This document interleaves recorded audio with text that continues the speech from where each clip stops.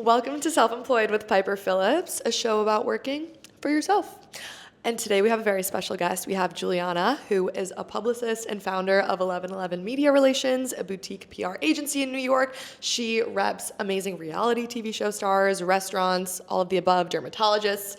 You're amazing, and I'm so glad you're here. Thank you. I'm so excited you're here. I guess I'm here. We are. That's so true. I'm glad you're here, and I'm glad I'm here. We're in Juliana's office, and I'm so excited to chit-chat.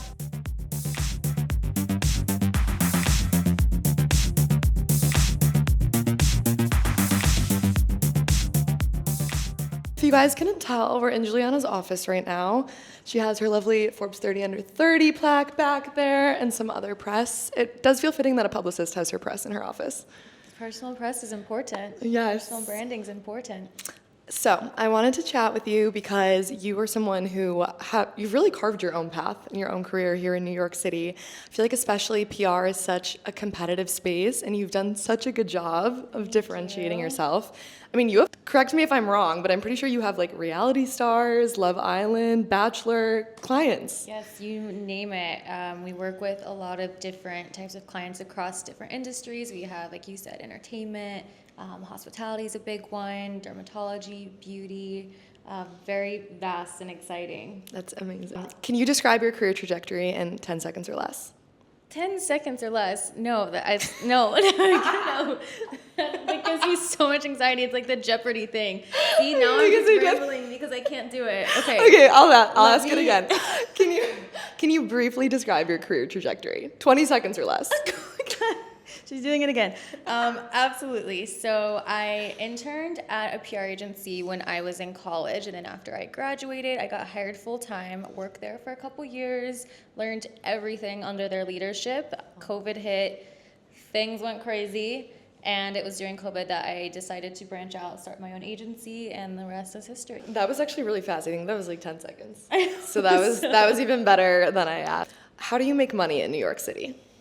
Actually, all the money I make does come from my agency and my company. Obviously, I have investments, but I really don't pull anything out of that. So all my money comes from the PR agency, but I do have different clients, and I structure them in different ways. So I have project-based clients, which could be 1 month, could be 2 months, 3 months, and that's it. Mm-hmm. It could be event-based, like we might do a 2-week event, and then that's it, and then they'll come back to, for instance, Fashion Week, designers, like sometimes we'll just do like a 2-week pop-up, but then I also have long-term clients who are here for a year, here for 2 years, 6 months. So all my income does come from my agency, but it is different sources, different brands and people. Structures. I feel like a lot of people who are self-employed entrepreneurs have trouble pricing their value. What was that journey like for you, knowing what to price in New York, which is a super expensive city? Yeah, honestly, that's something that still evolves even today. My pricing has changed with my years of expertise, with my levels of expertise in different spaces, and then obviously with the scale of the clients and projects that we're getting. As I grow, my agency grows, our clientele grows, and so the pricing just kind of naturally follows that. Obviously, what I'm making now is very different than what I was making and charging when I first started. Rightfully so.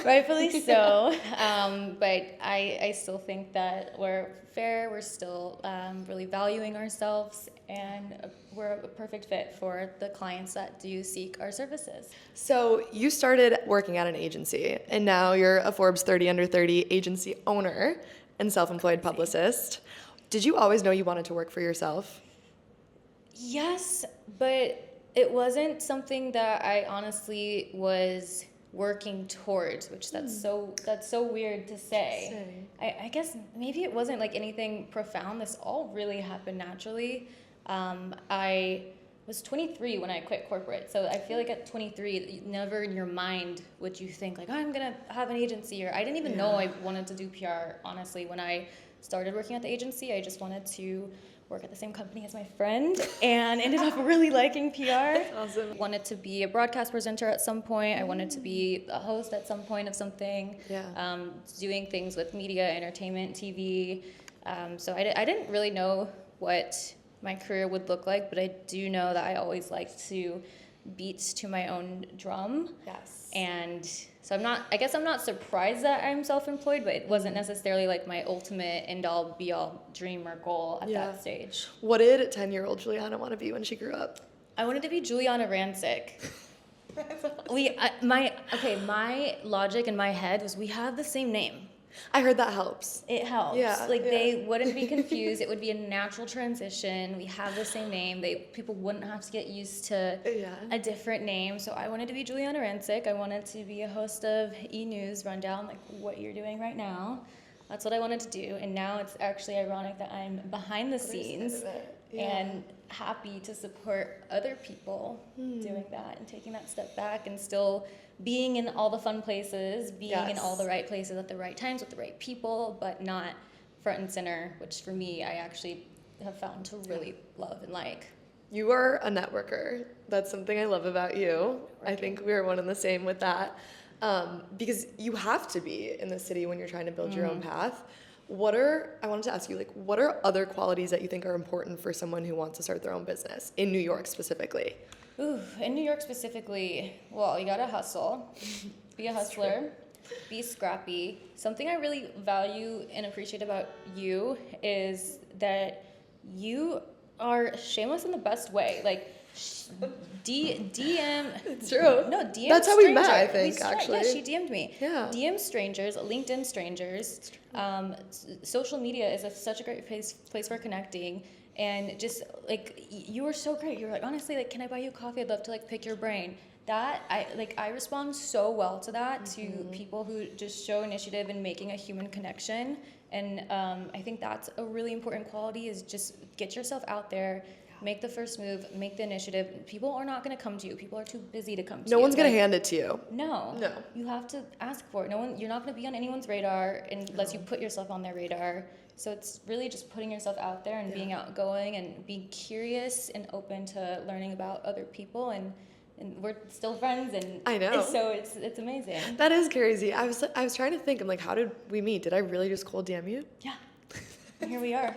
That is so classic. And then we got a drink, and then we stayed in touch, and now here we are a year and a half later. I know. Now we're in like the same social circles. Like we're in. I know. I love whenever I bump into you. Yes. I am going to be honest. You will make mistakes all the time when you're self-employed, but that's what helps your business evolve and helps you evolve. A mistake I made, I distinctly remember it was when I was living in LA. I had a few really good conversations with this consulting agency, and their whole point was to scale businesses, scale an agency style or model of business. And their goal for the businesses that they serviced was for that business to make more money, like be more structured and just scale. So I paid them like a very healthy, like expensive retainer monthly to help scale my business. And they locked me in for like a 6-month contract, something crazy. And at this point, like I was doing well, like better than I ever had been at that stage of work. And so I was really like wanting to scale and wanting to double it, wanting to triple it, like let's go. It gets addictive. It does. Like when you start getting that success, you're like, how can I get it faster? How can I get it more? Faster, more, quicker. I wanted to do it better. And so this agency like kind of came at the right time, this consulting agency. Ended up doing absolutely nothing, like spent thousands of dollars. They really the girl ended up, honestly, like every time I would open Instagram, and I love to travel, but I get my shit done.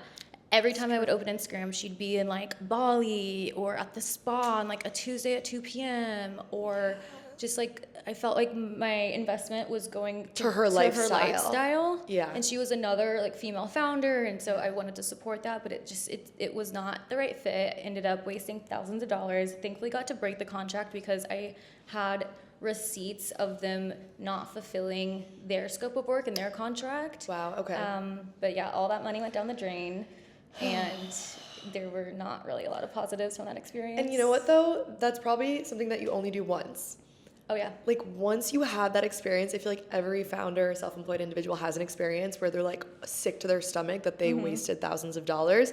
You learn the next time to vet people better, to ask the right questions, but Oh, Yeah, and I think investing in yourself is the right move. So I don't think it was the wrong move that I invested yes. in the company. But it's like you really got to pick and choose where that goes. Like I could have invested that in more resources, like laptops or True. more resources for the agency instead of just wasting it. I don't blame you though. It's hard when someone offers you like exactly what you want. No. It's hard, and that's why I feel like it's tough, especially in the social media space. There's a lot of people who position themselves as experts and sell resources or services or courses, and it's really tough to tell like who's the real deal and who's not. So Totally, and some people actually feel the same story that I told. Some people feel that about publicists, and I feel like, or social media managers, or content creators, like whatever. Anytime somebody's providing a service, like there are just some people out there that like they'll burn you. Like they're not what they claim to be. So like I actually do have some people coming to me like, oh, I've had a really bad experience with a PR agency. Like they didn't fulfill their scope of work. They didn't do anything. They just took a monthly fee. And I can actually resonate with them because that happened to me with this consulting agency. So I'm not in that business, and you're like, I've been there. I've been there, and it's the worst feeling. And we're just trying to help people feel better about their PR experiences, and I get it. Like when someone's not fulfilling their end of a contract and you see them on Instagram stories like at the spa, that's just it's rude. It's actually rude. It's rude. When you know your clients or customers or business partners are seeing what you're doing. Hey, it's one thing to go to the spa and go to Pilates at 10 a.m. in the middle of the day, like if you're killing it. But if you're a business owner, you're charging people and you're not following through on what you're selling them, and you're then flaunting that lifestyle. No, it's crazy. And I'll be the first to say, like, I travel a lot of it's guys, for work. Juliana's Instagram is awesome. It's like F1, traveling here overseas, and she also kills it. Like, you're a perfect example of doing both. I do well. My team does well. We are the hardest workers. I'm always working. That is one thing. You'll see me at F1, but what you won't see is I was on my laptop for 3 hours like before there. I'm like literally in the corner making calls. So like as a self-employed person, you're never off the clock. You are always working in the best way. But like, it's. I mean, how do you balance your schedule? You work with these like really high profile clients, reality stars, New York restaurants, hospitality groups. Like, what is your work-life balance or lack thereof like? I feel like I have an incredible work-life balance. I prioritize Pilates. It's at 8:30 a.m., not 10 a.m. That's acceptable. But if I wanted to go at 10 a.m., I could. I prioritize fitness. Walks, obviously, when it's not 7 degrees in New York. Friends, just family, traveling. What are these noises? Sorry. What? These noises. Sorry. Oh, no, I didn't even notice that. Okay, let me start over. I think every day in my life is a balance. Everything's a balance. I really prioritize health, fitness, Pilates, travel, friends, family. It's really honestly not hard to balance my life. I get my stuff done, and I live my life, and I live my life first, and I love my job so much that my job is integrated in my life in the best way, and everything I do kind of is cohesive with each other. Like, I love that because I feel like when people hear work-life balance, they think like, okay, this is the hours where it's regimented and this is how I split it. But when you love your job, like it kind of creeps in everywhere. Oh, it creeps in everywhere. And like let's say today I got to the office like at 11:30. I did some calls from home. Like took a bit to get ready. Went for a workout. Like did some work at home. Then I came here. Then I went to Chacha Matcha. Like met up with somebody, grabbed a coffee, came back to work, did some work. Now we're here. So it's just kind of, I think work-life balance is like doing the things you still want to do, need to do, have to do in your personal life and making it mesh with your work. And I don't think that's something you can do well in corporate. Like if, God forbid, you wanted to take a walk around the block. It's like Teams messages. Where are you? Where are you? Yeah. No. I always felt that way too when I was at my job. It was like I would feel guilty when I would leave to go on a walk or get a coffee. And my input and output was so ingrained in my brain of like how productive I was how many hours I was sitting in front of the computer. And now that I'm self-employed, like I realize that's not true at all. Like I get some of my best ideas on a walk, drinking a coffee with a friend in the middle of the day. Like so true. And like brainstorming, like so many good ideas come from that. Like again, like coffee with your friends.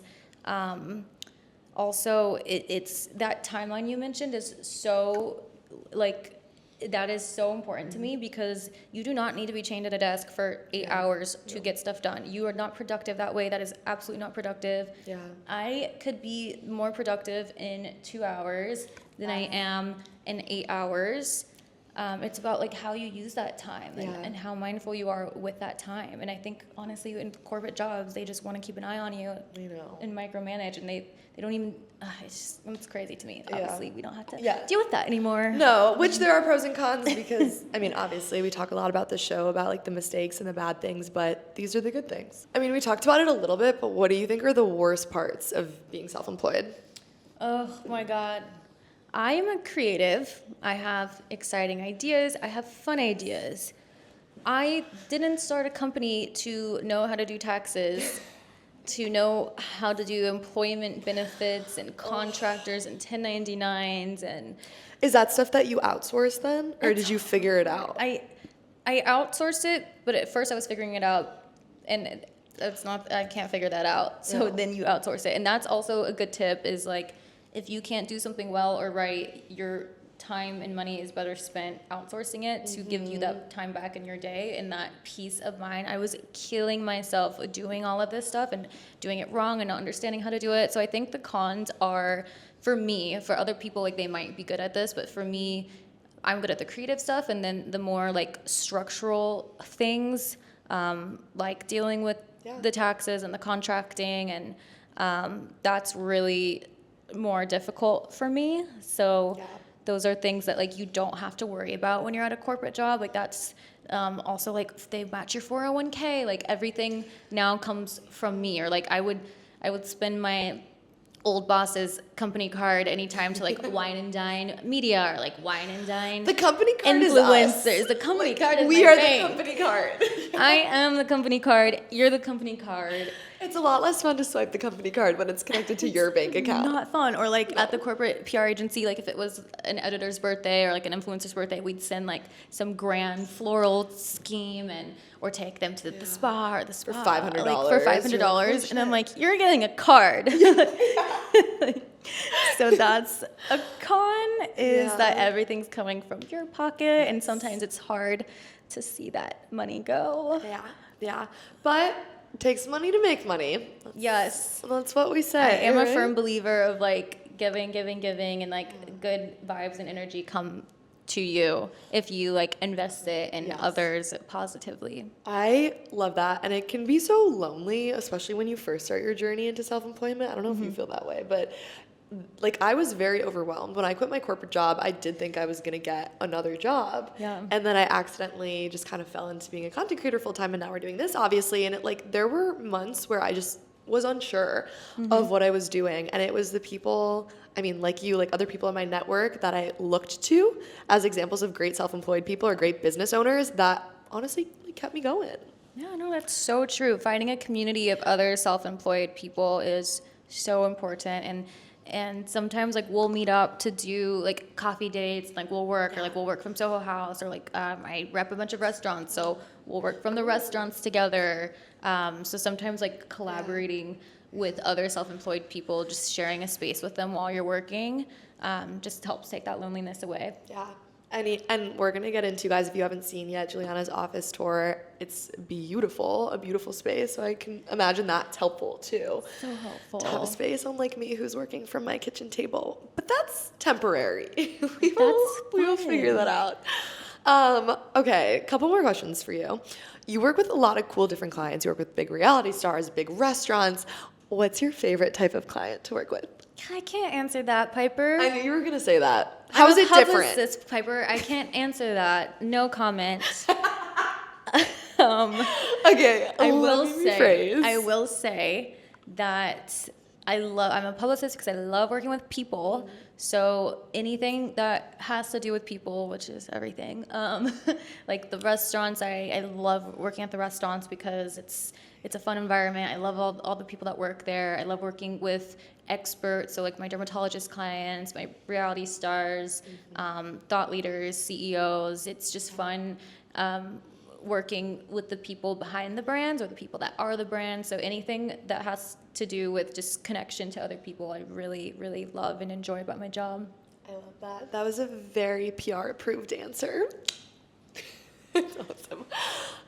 Okay, last thing. I keep thinking of things I want to ask you. The word PR, I feel like it's thrown around a lot, and there's some confusion over what's marketing, what's PR. How do you define PR? Honestly, you said it right. It's like it's so many different things. To me, public relations is anything that's really getting your brand messaging, you as in like a client, a brand, whatever it is, getting whatever messaging that you want communicated to the masses in an effective way.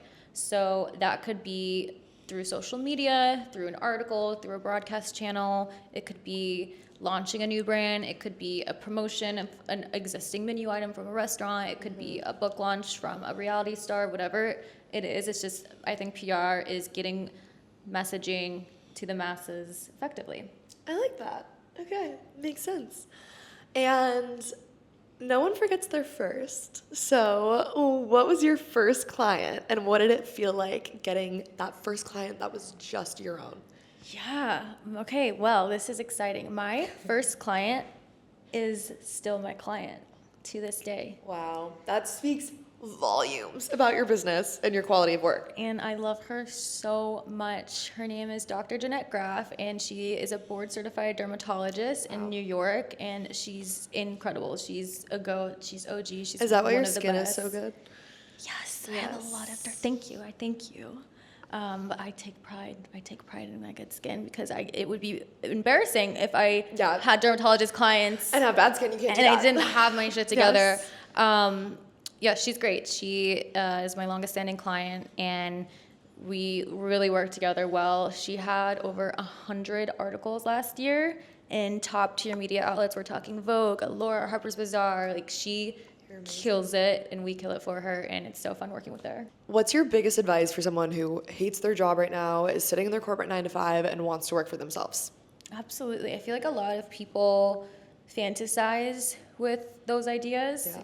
And what I would say, if you're actually serious about it, is create a plan. Don't just dive head first. Create a plan. So I had a plan, and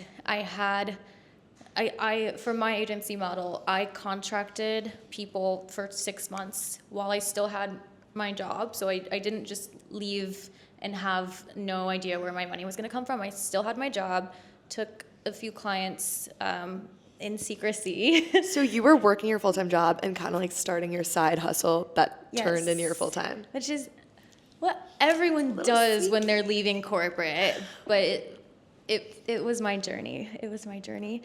But what I did do was I contracted everybody for 6 months, so I knew that like that money would be coming in no matter what. And I gave myself those 6 months to sink or swim. I also made sure that my overhead was super low. At this time, again, I was 23, so I lived with my parents still. I didn't have a ton of bills. So that maybe might not be something that could apply to everybody at the stage that they want to branch off and start their own business. But what I would say is like keep your overhead low as you can. Create a business plan. If it's an agency model, contract people, or just like know where your money's gonna come for the next 6 to 12 months, so you could sustain your business venture. I love that. That's really good advice. I hope you guys took notes on that.